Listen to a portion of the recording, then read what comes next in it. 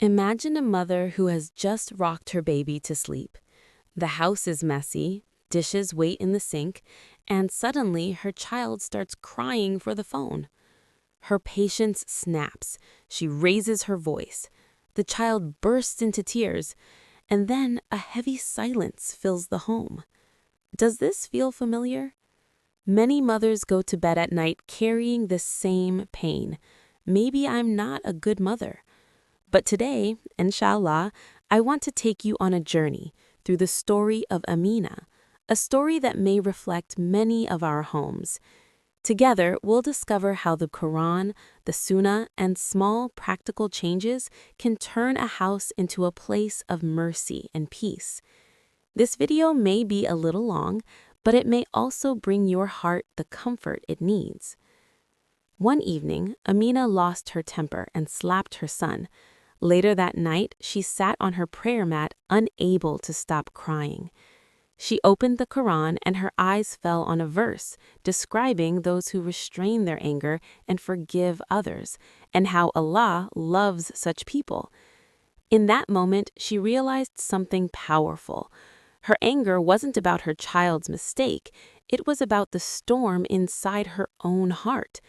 She understood that children are not problems to fix, they are mirrors showing us what we carry within. So she made a promise to herself.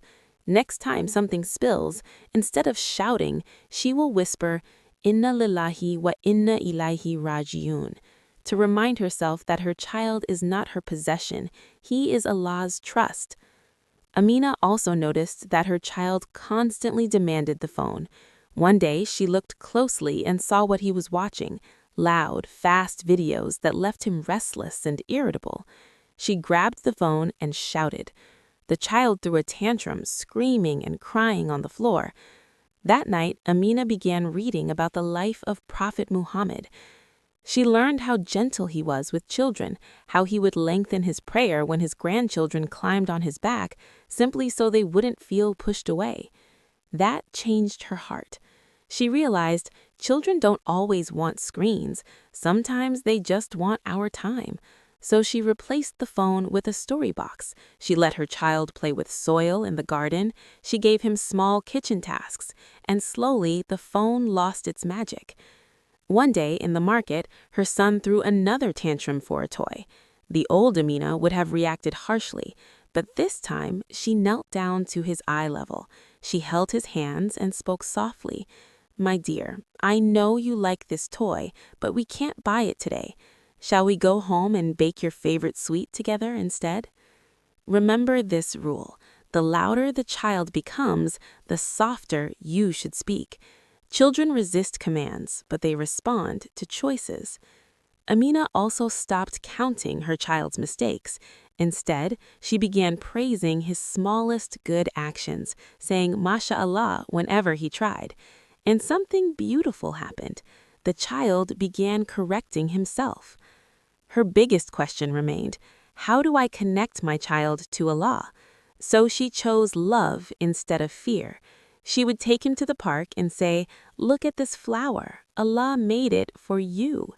When he did something kind, she'd whisper, "Allah must be happy with you today."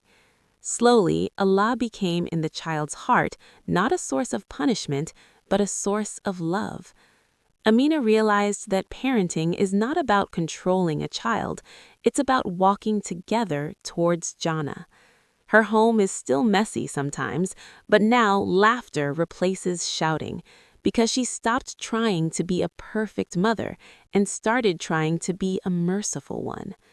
Tonight, when your child sleeps, kiss their forehead, whisper, "I'm trying," for you, and make dua for them. May Allah accept your efforts and fill your home with mercy. If you want to choose patience over anger starting today, write Ameen in the comments. Share this video with any mother who may be crying silently tonight. Until next time, Assalamu alaikum.